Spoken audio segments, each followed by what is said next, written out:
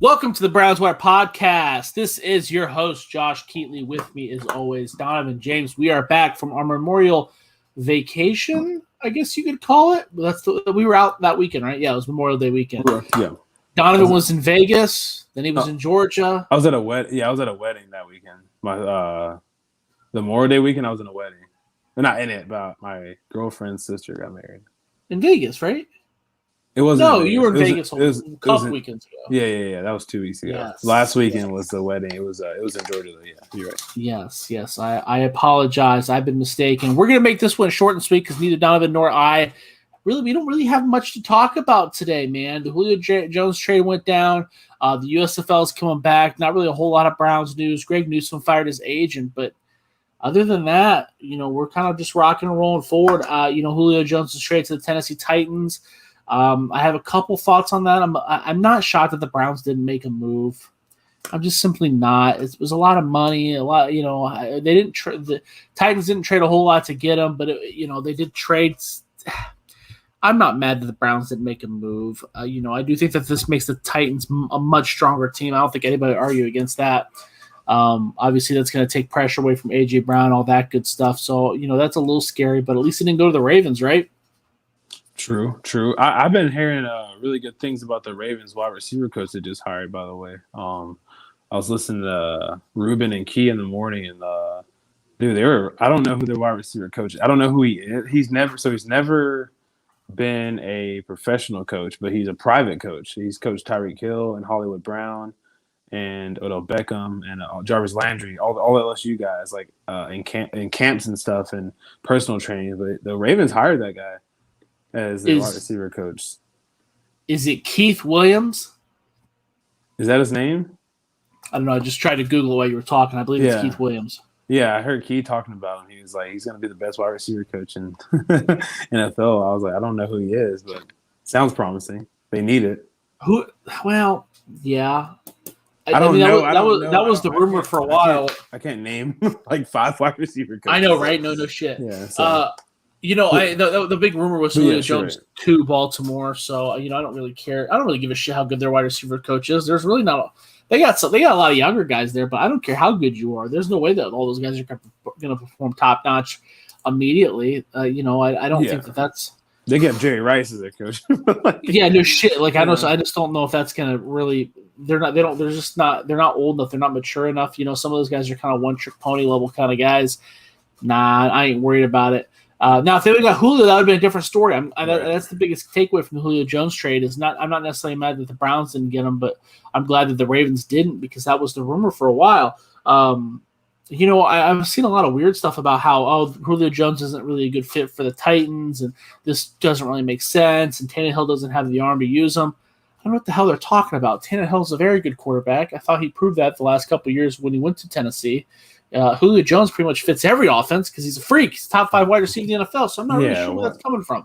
I have no idea. Well, for one, I mean, Tennessee's keeping the same offense that the Falcons are about to have. So with Arthur Smith, they promoted from within as their OC. So, I mean, he would be running the same system he would have ran in Atlanta anyway. So I don't know where that's coming because that actually I don't know. And it's funny because I've heard just funny stories about Arthur Smith kind of giving away Julio to his old team or whatever, but he didn't have really much to do with that trade because he's not the GM. I mean, he had something to do with it, but not. He just got there. I'm sure he would have loved to keep Julio. Julio didn't want to be there, dude. Julio made that very clear on that phone call that he didn't know was on live TV. Yeah, I think it's a good trade for both. I mean, obviously, it's Tennessee won the trade, but for the Falcons to build up on what they're trying to do something in Atlanta that's kind of compared to what the Hawks have done for my basketball fans out there. It took a while. Oh, okay, can I explain this real fast, Josh? Go for it. It's just a little confusing if you don't know. So the Hawks, when they had Kyle Korver and Al Horford, they made it to the Eastern Conference Finals versus your Cavaliers. I know you're not a big basketball guy, but they lost, and that team just was stagnant. They kept making the playoffs. They couldn't get over the hurdle. It was Cleveland every year, Kyrie, LeBron, Kevin Love. They wiped the team away, and they had 4 All-Stars on the team. And they rebuild. Everyone was pissed off. Now they're in the playoffs again. It took a while. They got a good young nucleus. None of those guys from that team from 2000s were on that team. Now that's kind of what I feel like the Falcons are doing. Basically, like I don't think Matt Ryan will be there too much longer either. All those guys will be gone. So all those guys that they drafted and built up, kind of.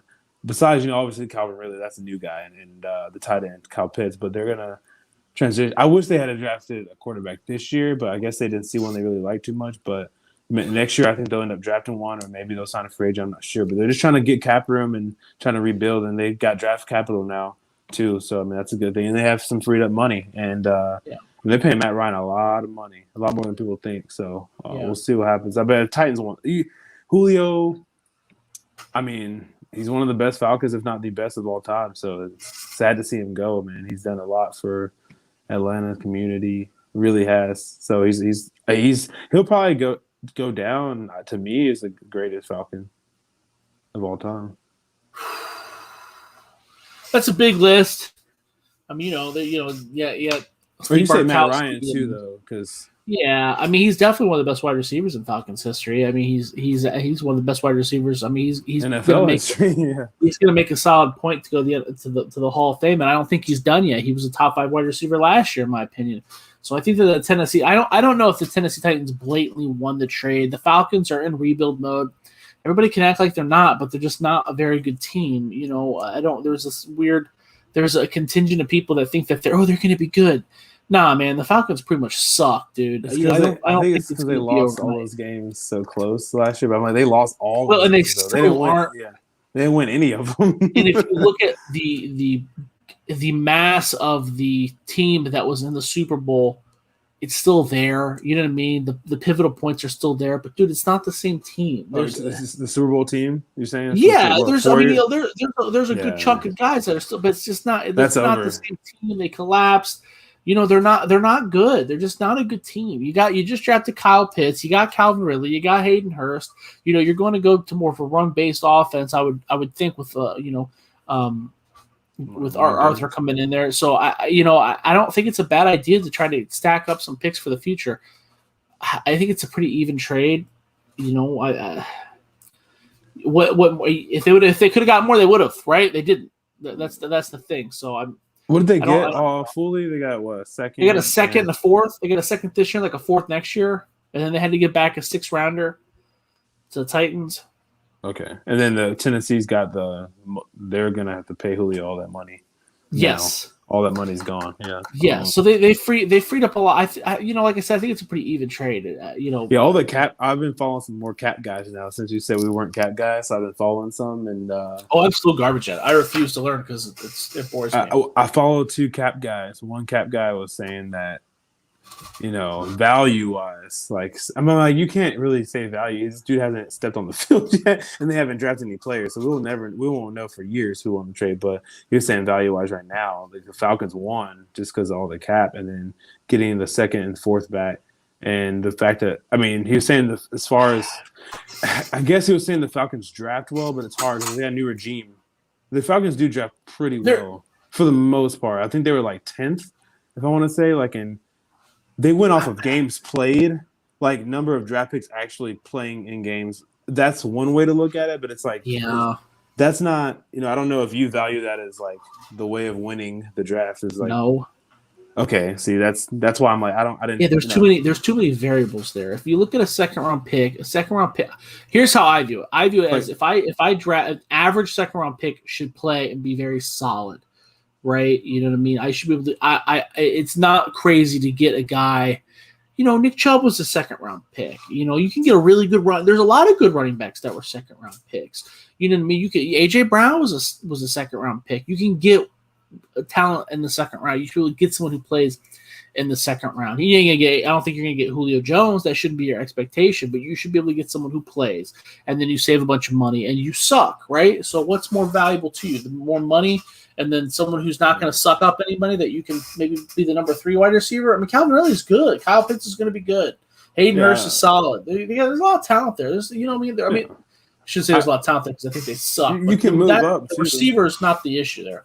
Yeah, that's not the issue. And you can, I mean, biggest thing is you can kind of, since you're saying the Falcons, you'd probably say the Falcons will be picking in the top 10 next year, right? I mean, you would say maybe even top five. Definitely top 10. I would put money on that. So they'll have, they'll have that pick, and then they'll have that might be enough. You know what I mean? Yeah. If you're trying, let's say if you're the Falcons, and let's say Matt Ryan's got another year under him, he's staring down the barrel of leaving, and you got, if you got Spencer Rattler, Sam Howell, Desmond Ritter's not going to be a first round pick, but Keaton Slovis, whatever, all those guys are big name guys are going to be there. If you have a similar situation like you did this year, that's enough. That might be that extra second round pick might be enough ammo for you to move up to, if you're drafted 9, to move up to 7. Yeah. To jump a guy and get your guy. You know what I mean? Like, the second round pick doesn't seem like a big deal right now because it's the fact remains that it's simply not going to be Julio Jones. Julio Jones is a freak. That's what makes it a great pick a great trade for the Titans too, is because they are close. The Titans are good. I'm just happy the Titans did something like that because that's not a very Titan move. As Bill would say, the Titans are they always kind of just stay afloat as a program. I think Mike Vrabel wants to rock and roll. I like it because that's not a Titan move. That's a small market team. That's a team that is just they kind of just stay stagnant. They're never really too bad usually, but they're just always like 6-10, 7-9, or high as they are now. I mean, obviously the Steve McNair days, but they still never won. They were super close. Jeff Fisher days. Jeff Fisher days. I mean, that was a lot of days though, man. That was a lot of years where they were. No, I know that. That's where that stigma. That's where that stigma comes. That's where it comes from. They're close. Like when we grew up, that was like the Titans to me. I mean, we had the McNair days, but that was like a short period of time compared to the Jeff Fisher days were so long, and even like Mariota days, like when he was there early on, they were okay, but they weren't ever that good. I mean, he made the playoffs, I think, once, but it's just the Titans. They don't have superstar players until now. I mean, Derrick Henry's one of the top, selling jerseys in the NFL, and AJ Brown now, and then Julio Jones having him, and I just think it's a good fit. And Julio just being from Alabama, playing in Atlanta all those years, he doesn't have to move too far. He don't have to move. He don't have to move too far at all. Atlanta, Nashville, about 4-hour drive, but yeah, man, it's a good fit. And Julio's gonna come in. Work, he's not a big media guy. He's not a diva. He doesn't talk really at all. Atlanta media, he didn't do many interviews in Atlanta at all. Is that right? No, yeah. That's why, the whole thing with Shannon, they were talking about this can't be like staged. Julio wouldn't do anything like that, dude. Like, what I mean? He's just not, he's not an asshole. He just doesn't like to talk. He's quiet. Yeah. Until he gets on that field, then he's different. He's not a social media like Beckham guy, or he's definitely not like a Jalen Ramsey type guy where he's talking and mouthing off all the time. So I think that's perfect for Tennessee though. Like, they don't really have those. Derrick Henry's not like that. Derrick Henry's just a pop you in the mouth on the game day type of guy. They don't have any divas in that locker room, which is a good thing. But Taylor Lewan's a little wild. I think he's cool. I love everybody shits on Lewan, but I think he's just crazy as hell. Yeah, he's a little wild. I love him. He went to Michigan. Even I'm saying I don't know why everybody fucking hates him so much. That's strange. Apparently he's dirty. People say that. I mean, he's an O-lineer, bro. I don't really know why they're saying that.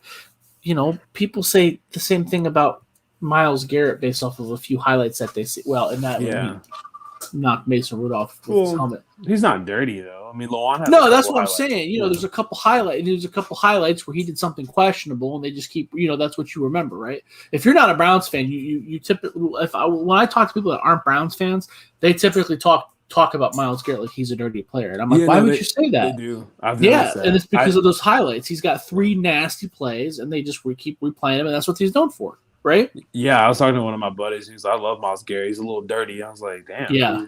He's a little dirty, but he's good. Like, yeah, and you're like, he's like the whole Mason Rudolph thing. I was like, dude, that's the whole thing, dude. The whole different thing, man. I got so tired of talking. Too. I think it was against the Titans. I don't remember. Was it against Taylor Lewan? Yeah, I think it was against maybe Jared Cook. I don't remember. It was a couple years ago though. I like that Titan team, man. I like Ty Sambrilla coming back. I know it's going to be hard for him to come back off the injury, but he's nasty. Lewan's nasty. Tannehill's good. I mean, you got Henry, Adrian. I mean, all those guys. What's their tight end? Jonnu Smith, excuse me. Jonnu Smith, yeah. I just like that man. Mike Vrabel, like you said, he's one of my favorite coaches in the NFL. Really? I just love his intensity. I mean, he was he was a great player. I guess not Hall of Fame player. No, God, no. Patriot Hall of Famer. He's in the Patriots Hall of Fame. Yeah. But I like him. Ohio State. Is he in the Ohio State Hall of Fame? I'm sure he's in some kind. I don't know what he's in, but I'm sure he's in somewhere. I mean, he was like the Big Ten sack leader in '96. Okay. Before he got drafted by the Steelers in '97. So yeah, he was a stud at Ohio State for sure. I like that squad. Sure. I like him. Came back to Steve's corner and all that. They still got some issues on defense, but I mean, yeah, absolutely. We talked about the Titans a lot last year. I feel like so. I know, right? Well, they're good, and I think that Julio Jones would have been a beneficial pickup for anybody, and that was an appropriate price that anybody. If anybody would have taken that trade, I wouldn't have bat an eye. I thought it was a very good. I don't know if it was a bargain. Like I said, that's probably what he's worth at this stage in his career, especially when you take the money into account. But moving on, real quickly, the USFL, the United States Football League, is making a comeback. For those that don't know, the USFL was around for 3 seasons. In 1980, 85, 84, and 83. I had to go backwards like that because I knew that they folded before 1986, but I couldn't remember the years that they were active. Some former Browns that did don jerseys for the USFL. Brian Sipe, after his 10-year career with the Cleveland Browns, he went to the Jacksonville Bulls of the USFL. A lot of people don't know this, but when he got signed by the Jacksonville Bulls in 1985, he was negotiating with them while he was with the Cleveland Browns during the 1984 NFL season. That kind of pissed the Browns off, and that's why that nudged him in the right direction as far as Jacksonville goes. I believe he was mad because he got benched in 1983 and never really got over it. He was in the backfield with 2-time Heisman Trophy winner, Ohio State graduate Archie Griffin for that Jacksonville Bulls team. Some other notable Cleveland Browns that played in the league are Frank Minifield. Frank Minifield was an absolute stud from Louisville, who didn't go to the NFL. He immediately went to the USFL because USFL played in spring, and the USFL was a little sketchier and how they snagged college prospects. So a lot of these college prospects you saw didn't get drafted at all in the NFL because they were already going to the USFL. Steve Young was one of those guys, right? Yep. Played for the Los Angeles Express. Reggie White played for the Memphis Showboats along with John Corker, who was on the opposite end. Both those guys were all pro level talents, who I'm trying to think of. Marcus Dupree, Herschel Walker for the New Jersey Generals. He was in the backfield with Jim Kelly, was a New Jersey General. I didn't know Jim Kelly played in the USFL. Yes, I'm sorry. He didn't play for the New Jersey Generals. He played for the Houston Gamblers. I apologize. I didn't even know he played in the USFL. Oh, yeah. I didn't know that one. Oh, yeah. Because the USFL, that's one of the reasons why the USFL folded, is because they just throw money. Before Buffalo, right? Before Buffalo. Yep. Okay, yeah, I never knew that. That's crazy. I told y'all pre-show I was going to learn something new about the USFL because I knew the other players you mentioned, but I didn't know Jim Kelly played. So he left Miami. Miami went straight to USFL. I didn't know that. Yeah. He went to Miami. Yeah. Okay. Yeah. That's cool. Yeah, because USFL just paid way more money. Did Vinny Testaverde play? No. The USFL folded before Vinny Testaverde even graduated. Okay. Bobby Hebert, the quarterback, was in the NFL for 10. He was in the NFL for 10 years. He played for the Michigan Panthers along with Anthony Carter, former Michigan Wolverine, who also had a really good NFL career with the Vikings. I'm trying to think of who other. Doug Flutie obviously played for the New Jersey Generals. He played in every league. No shit. He's the one bringing it back, right? Well, I don't know if he's bringing it back. He made the announcement though. Okay, so I saw that. Yeah, I saw he did. But yeah, they were just paying big money. That's one of the reasons why they got in trouble, was because some owners couldn't hang. Garcia Lane, a former Ohio State Buckeye, all Big Ten returner defensive back, tells a story about how he knew he was going to the USFL. And he flew immediately from the Japan Bowl, which is a college football all-star game, to the I think he played for the Austin Wranglers or Arizona Wranglers or whatever. He flew immediately to the USFL training camp. Like, there was just like the NFL. He told the NFL just basically to F off. And there's a lot of people like that. Frank Minifield was like that too. Played for the Chicago Blitz and I think the Arizona Wranglers before the league was talking about folding, and he could kind of see the writing on the wall and went to the Cleveland Browns. Dan Fike, who started for the Cleveland Browns for 8-9 seasons, was with the Tampa Bay Bandits of the USFL for 2 seasons, which was owned by dude, who was it owned by? Which team? The Tampa Bay Bandits. He was owned by that dude. I'm not sure. Drop a hint, I might get it. He's like. We can just look it up. I guess I don't have my laptop. Steve Spurrier was the coach. Burt Reynolds. Burt Reynolds? Oh, okay. Yeah, Burt Reynolds. Okay, yeah, that's true. I've heard that before. Yeah, that's Lee Corso's college roommate. There you go. Yeah. Kevin Mack, the Browns running back who was in the NFL, also played for the Cleveland Browns for 8-9 seasons. Also played in the USFL. I believe he played in the backfield with Steve Young for the Los Angeles Express. So that it's coming back in the spring. We'll get to the storyline. Back in the day, again, we talked about USFL competing with the NFL. That's not going to be the case this time. I think they're going to start out slow. I guess they got a couple backers. They're talking like that's the goal, to once again be the dominant spring league that people wouldn't want to jump to the NFL, but that's a pretty big dream. So we'll see if they get there. I think that they're going to start out slow. I know that they're working with the spring league. I don't know if you've been paying attention to the spring league, but the spring league has been a pretty productive and pretty successful league that it not only runs in the spring, but it runs in the winter and the fall. And it's been very, very, very beneficial and very successful. The games are now on Fox Sports. So if they can go off of that, I know the USFL is going to have all the old logos and all the old jerseys and all that stuff and nicknames. So that'll be cool. And I think it'll be successful. I think it's got a shot.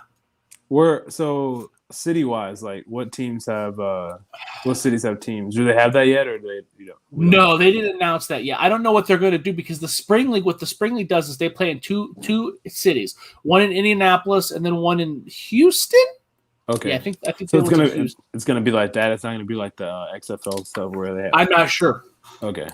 I'm not sure. I think that they save a lot of money when they do it that way. They like right now, I know that Indianapolis has 4 teams, and then Houston has 4 teams, and then they just kind of battle it out with each other. And then at the end, the championship's played in Dallas or a neutral site or whatever that may be.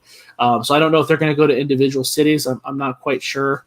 Like I said, I don't know what the logistics are financially for that. I know that the USFL played pretty much in every city. I mean, the Breakers, the USFL was around for 3 years, and the Breakers played in Boston, New Orleans, and Portland. So, oh, wow. So I don't know if that's going to be any indication or anybody's even going to care about that point. I'm thinking it's probably going to be, if they're working with the spring league, I would lean towards they're probably just going to be like there's going to be probably 8 teams out of like 3 areas, right? Across the country, and then they're probably just going to use the logos again. That makes sense. Just, I mean, even with still COVID lingering, it's not full capacity at games quite yet for some teams, so might as well. Now they will have to compete with the XFL because the XFL is kicking off next year too. So next spring is going to be pretty busy with the USFL and XFL kicking off. You're in heaven, man. Oh, dude, I love it. I've been trying to pay attention. I as everybody knows, I've been writing for Buckeyes Wire, so I've been trying to pay more attention to, the ins and outs of the college game because the transfer portal and yada yada yada. That's taking up a lot more time than last year. Last year, I would sit around and watch arena football and the spring league and all that, or indoor football. So I'm trying to pay attention to it. The spring league's put on a great product. I haven't seen a spring league season this successful in a long time. There's a lot of good talent out there. They've already have had numerous players get picked up by the CFL. So I know that's a big deal for them. So I enjoyed the spring league. I think it's on the right track. There's definitely some good players that they're given an opportunity to. We talked about Ryan Willis. He's one of those guys who's really shining, and he kind of had an up and down college career with some issues. They gave DeAndre Francois a chance. DeAndre Francois ended up not being very good, and I think he's done. But they're giving these guys a second chance. Anybody who gets an opportunity to follow their dreams, I'm all about. Yeah, definitely. I mean, I interviewed Ryan too before the draft too, and did you? Yeah. This draft? Like the NFL draft when he came out, what was it 2 years ago? 2 years ago? Yeah. Right. Yeah. Okay. I interviewed him. Oh, he was cool. Yeah, he was cool. He kind of was looking at some of these leagues already before. I mean, just because. Oh, really? Yeah, I mean, he knew like. I mean, he wanted to get on a team, NFL team, obviously, but like, he was. We've talked to a lot of these guys, and some of these guys are straight up in denial. Some of them, he wasn't. No he was like, he said, "I'll play wherever, like Canada and whatever league calls. I want to just play football for now and kind of just live out my dream." So he was always. So I haven't watched him, but I'm happy for him. When you messaged me about him, I was super happy because, I interviewed him before the draft process, and he was a good, smart man, really smart quarterback. So. I believe he's leading the league in passing. I'll have to double check, but is he? Okay, that's awesome. But yeah, but like I said, I'll watch anything. With the laces, bro. So I'm excited. Yeah. But that's really it, man. We don't really have a whole lot of news going on. Greg Newsome fired his agent. We talked about that at the beginning of the show. I don't really know the ins and outs of the agencies and the impact of that. I know that he's still not signed by the Browns. I don't know if he's upset by that. We don't really see NFL draft picks hold out anymore. That's kind of a thing of the past. Not they have the salary cap. Thank God. Yeah.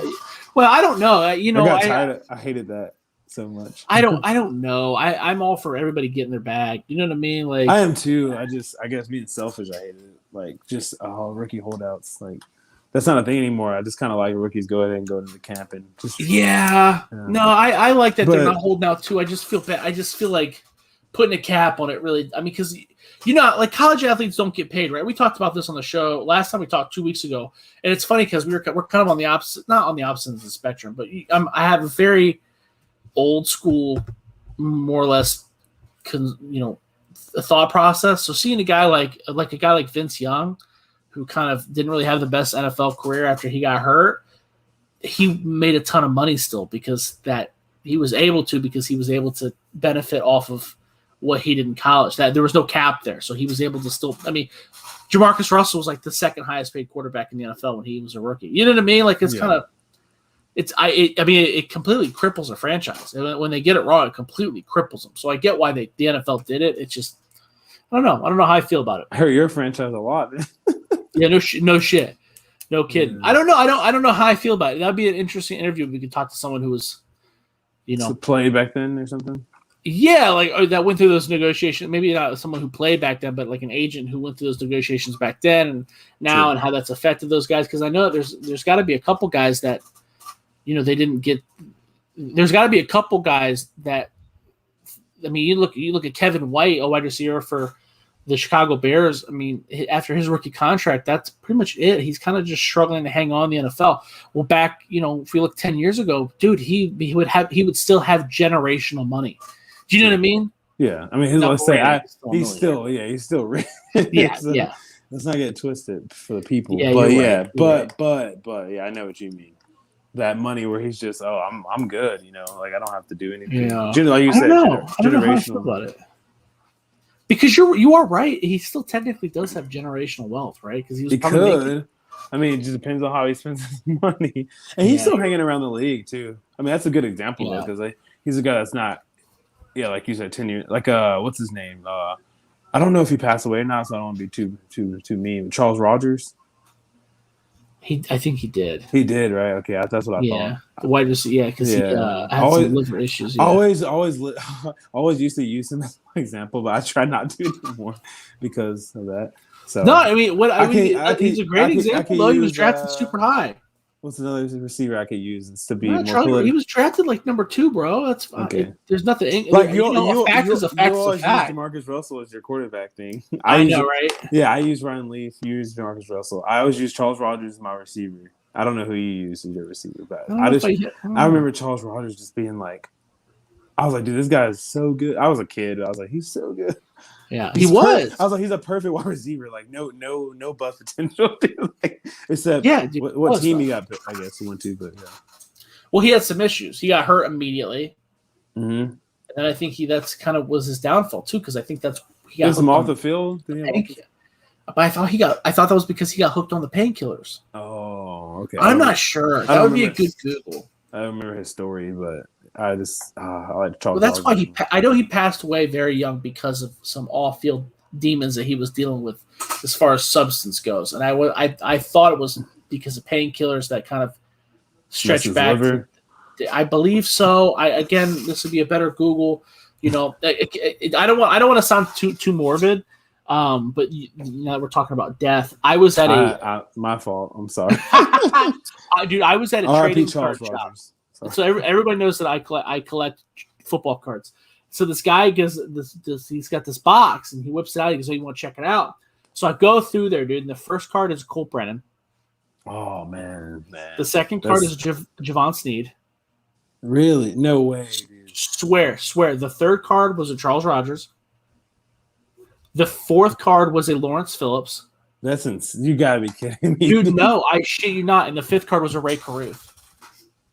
He's still alive though. Yeah, but I mean, but still, that's bad. That's kind of he's in. I guess you're right. I guess that would be a different. It's still weird, right? It's weird. It's still weird. Yeah, I was like, dude, did you do this on purpose? He's like, no. What are you talking? He didn't even know half the guy.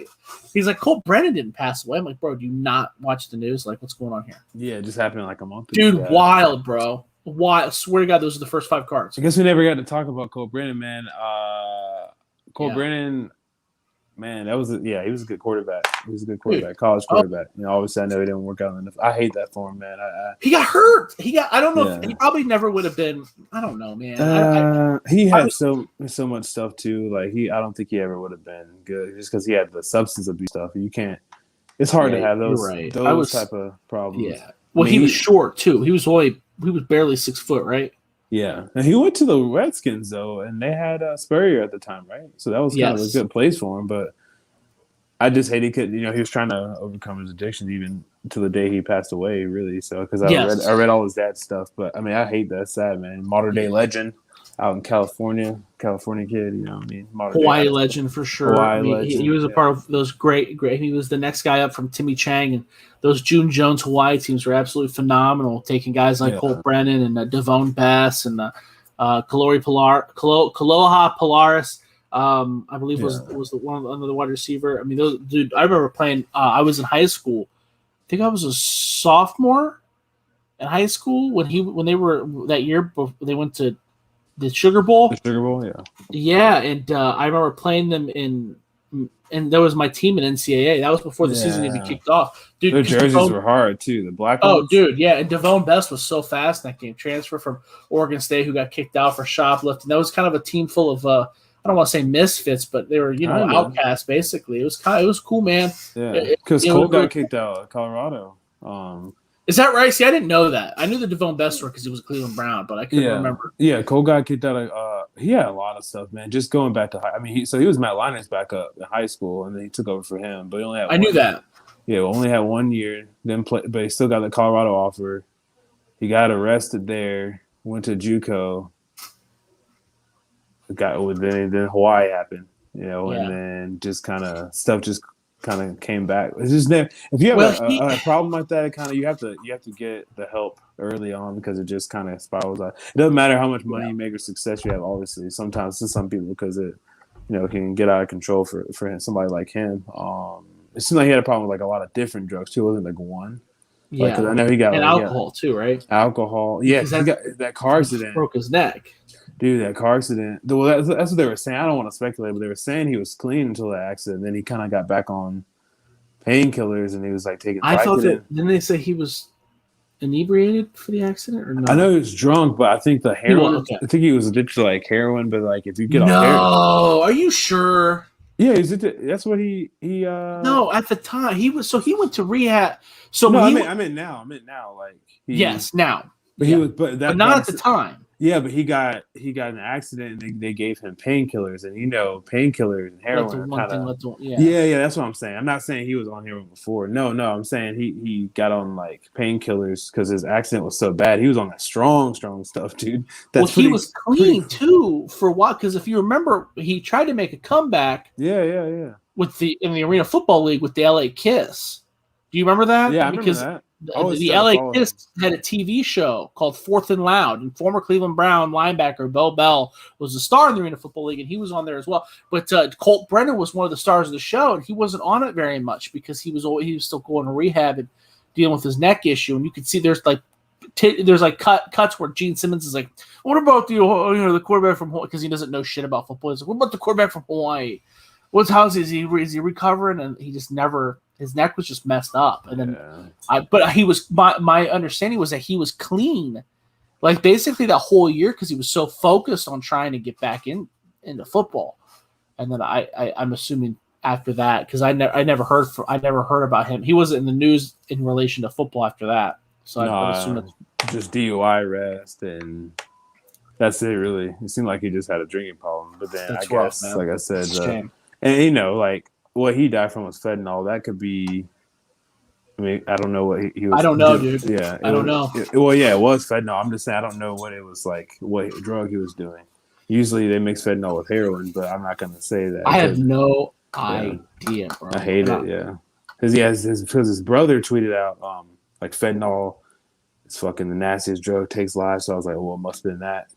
Because his brother, said that. But I hate him. Colt's a legend, dude. He'll always be a legend, though. I mean, like I said, it's weird because my friend was like, he's a modern day legend. I was like, dude, he went to modern day. He's not really a legend. Like he played 1 year in high school. It's kind of funny. Well, if you look at stats in high school, they're not amazing. But he was good. But a Hawaii legend for sure.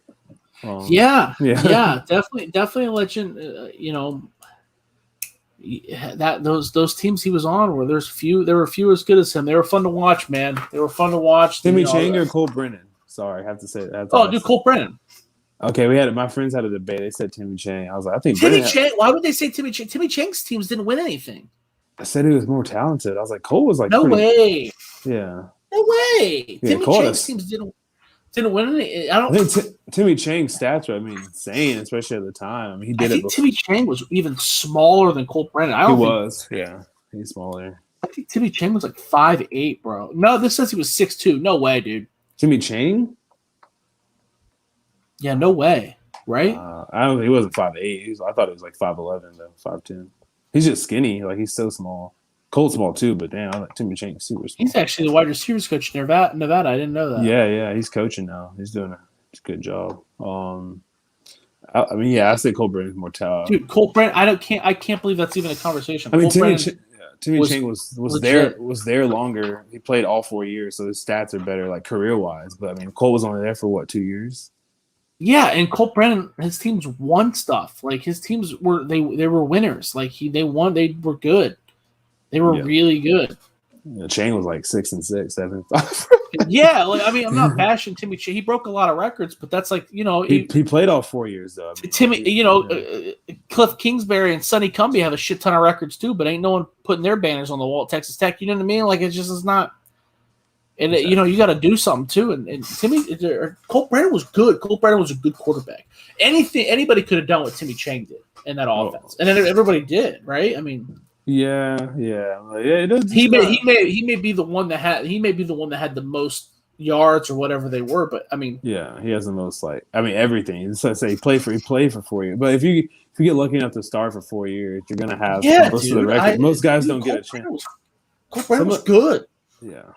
I'm not going to sit here and act like he should have been a first-round pick or anything. He's not one of the best quarterbacks in college football history, but Cole Brennan was a very solid college quarterback. Timmy Chang, Cole Brennan could have started at, like you said, Colorado. He could have started at Ohio State. Maybe not this. Chang had to play at Hawaii. Timmy Chang was lucky to play. There have been a lot of quarterbacks more physically talented than Timmy Chang. What's the kid they just had? He was pretty good. He wasn't as good as it. Cole McDonald. Cole McDonald. Yeah, he was pretty talented. Doesn't have quite the records as them, of course. Yeah, and Cole Brennan. That guy was Cole McDonald had a big arm, big. He could move. He got released not too long ago. Yes, yeah. No, he wasn't in the NFL long at all because he was drafted by the Titans and almost immediately cut. But Cole Brennan was even better than him. Cole Brennan was just accurate, knew what to do with it. Cole McDonald had games where he threw 5 interceptions. I think the kickoff the senior year, he threw 5 interceptions the first half against Arizona. I think I feel like I remember that like it was yesterday because I had money on Hawaii. And then he got benched. I'm sorry, It wasn't his senior year, it was his junior year. He got benched his junior year for like 3 games because he would just refuse to stop throwing interceptions. Cole Brennan, and that guy was still better than Timmy Chang just because he was so big and fast and had such a big arm. Man, Cole Brennan was a very solid quarterback. Cole Brennan was better than a lot of quarterbacks in Ohio State history. Or, you know what I mean? He could have USC played. He could have played at USC. Yeah, was good. He could play. He's better than a lot of Alabama quarterbacks. He could play with the big boys for sure. Timmy Chang couldn't have. Exactly, I agree with that 100%. I'm glad you agree with me. For sure, I'm kind of shocked by that. I'm really shocked that someone would say Timmy Chang was better. They had a poll up, and I mean, I think Cole Brandon won, but it was like 52-48. Like, who had a better career? Really? And I was like, I mean, I guess Chang. I think people are looking at Chang's career numbers. That's why they're not looking at like how we're looking at it. You can't look at career numbers like that because it's like not fair. Because it's like Cody Kessler's stats are like. He played for 3 years at USC. Like all USC quarterbacks don't play for that long. Well, he also has like the highest. He has one of the highest completion percentages in USC quarterback history. But it's because he threw 3 yards at, you know what I mean? Like you got to look at, like, we're actually looking at the games like, okay, like these guys better than him. Yeah. Like I'm not shitting on Cody Kessler. I'm not either. Cody Kessler probably had more talent than both Cole Brennan and Timmy Chang. But in the grand scheme of USC history, you know, his name is up there with the likes of Matt Leinart, Carson Palmer, you know, Rodney Peete, and it's just like, dude, he wasn't on those guys' level. He just flat out wasn't. Yeah, that's what I mean by that. Basically, like, you can look at career stats and kind of do that. But I would agree with that. I would agree with that take. That's probably what's happened. Yeah. I was listening to a podcast the other day, and they were talking about. I know this is we're really getting off topic. We're diving into Ohio State now, and they're talking about Braxton Miller. And there was an Ohio State podcast. They're like, "Hey, what do you think if the Braxton Miller was in the NFL now? Would he be a franchise quarterback like Lamar Jackson?" I make that voice because I think it's hilarious because they're acting like Braxton Miller was drafted 30 years before Lamar Jackson. Like Seneca Wallace or something. Yeah, exactly. There you go. That's a good one. Yeah, it's like, but Braxton Miller was drafted like 2 years before Lamar Jackson. It's like I was kind of shocked by that, like how people forget. Like Braxton Miller was absolutely a phenomenal athlete. But like to talk about him in the same light as Lamar Jackson as a quarterback, maybe as an athlete, they're probably on the same level. But as a quarterback, Lamar Jackson has got a great arm. He legit can throw the ball. Someone said that Braxton Miller was a better quarterback than Jalen Hurts, and even now I was like, I don't think so either. They're kind of built different. Too. I don't even know if he's a better athlete than Jalen Hurts. Jalen Hurts was he's physical. That's all I was going to say. Yeah, Jalen Hurts might be a better athlete than Lamar Jackson. Well, no, I don't know. They're okay, whatever. They're all on the same page athletically. But Jalen Hurts, I remember him having runs at Alabama where he would just truck people. I don't know, whatever. He's physical, yeah. But Braxton Miller. He had a couple good passes at Ohio State, but I don't remember ever watching Braxton Miller play the quarterback position thinking, "Oh, that guy throws the ball." Right? No, never. You could make more of an argument for Terrell Pryor. I was just about to say Terrell Pryor, yeah, but not. Yeah, Terrell Pryor was the shit. I'll say that all day. Yeah, I liked it. Yeah, that's one of my favorite. Terrell Pryor. You could say you could make a solid argument. Terrell Pryor is better than Jalen Hurts, for sure. I think maybe you can make an argument. Is all I'm saying. I think he might be. I think he might be. Really, I think it's very clear that Jalen Hurts is a better quarterback than Braxton Miller. But dude, Pryor fucking sling that bit. I'd probably pick Pryor, like not mentally, but physically. No, not mentally. But you said physically, so yeah, I would pick Terrell Pryor. Sling it, dude. Yeah. Yeah, I pick Pryor too. No, but even it wasn't like he was drafted 30 years ago either. You'd have to go back. I mean, I don't know. I said Seneca Wallace. Well, I mean, Seneca Wallace. Imagine Antoine Randall. I mean, he was good, but Antoine Randall is a good one. He'd be even better. Or Cordell Stewart. Well, Cordell Stewart played quarterback though. He got his shot. He did. You mean? Do you think he would have been better? Yeah. You know, I think that's fair. I think he would have been better. I'm not saying he didn't get a shot. I just think he would have been. They would have been able to better utilize his skill set as far as RPOs. He wouldn't be Slash. He would have been a quarterback. Mm-hmm. Right. Yeah. Yeah. I'm with that. I could feel that. You know, they would have gave him more time, maybe. There's some guys that I think probably could have maybe they wouldn't have been starters, but they could have lasted in the NFL longer. Adrian McPherson out of Florida State. That was a guy who was very athletic and had a pretty good arm, and he lasted like 3 years, and then he was done. I think that guy probably could have had a long-lasting career. Michael Bishop out of Kansas State. That's another guy. Joe Hamilton out of Georgia Tech. Those are a couple guys that didn't really last very long that had pretty decent arms and were pretty athletic. But whatever, we're getting into the weeds now, bro. We hit the 45-minute mark. Let's go ahead and shut this down. We'll try to come back at you next weekend. This was the Browns Wire podcast. You can follow me on Twitter at JoshKeatley16. Check out my work on the Browns Wire and also on Buckeyes Wire. I reviewed every Ohio State Buckeye who took a snap in the USFL. There's an article on Buckeyes Wire. The 5 most popular Browns to take a snap in the USFL. That's also on Browns Wire. So check those out. Donovan, where can they follow you? What you got going on? Follow me on. Oh, actually, I can't talk. Follow me. I talked a lot of the show, but I can't talk. Follow me on Twitter at Don James Sports. The name remains the same. Studying sports. I got the Don James Sports Report coming back. I took a little break. We're going to talk about NBA playoffs. We talk about all sports, whatever is popping, I guess, whatever is going on, trending. So we'll talk about UFC 264 coming up.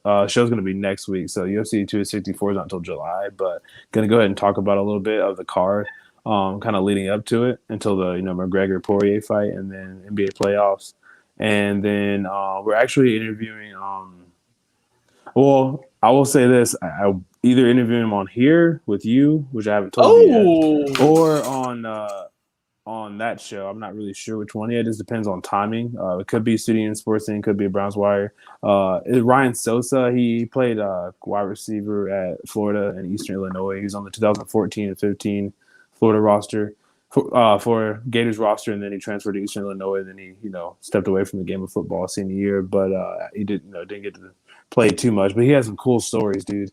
Now he's high school coach now, receiver coach. So I'm interviewing one of his receivers from his high school. So I actually love to interview him just because he was on the football team with. I looked at the 2014-15 roster for Florida. There's a lot of players that he played with. A lot of dudes. And he's from Orlando too. He was an all-state guy at Orlando. So and now he's coaching high school. So I figured he had some really cool stories to tell. And his brother is at I can't think of what school. It's a small. USF, sorry, not a small school, but USF. Non-Power 5. Yeah, USF. So almost at UCF, but they get really mad if you say that. Get that confused. So USF, he's there. So I'd like to talk to him about a bunch of different things. I haven't gotten it all together yet. What I want to talk to him about, but I definitely Florida Gator stories. I want to know because he came in after Florida was like the top. Oh yeah, he came in right after that. So I kind of want to know how Urban Meyer. Obviously, he's had to talk to him. He probably met a bunch of those guys. That's awesome. Tebow and I think he played with John. I don't know. He played with a bunch of guys. It's too many to name, but awesome. We'll definitely talk to him. So yeah, excited about that. Absolutely. Well, I appreciate coming on, and hopefully we can get something together next week and keep moving this thing forward. Give us a like, listen, follow. Thank you. We're out.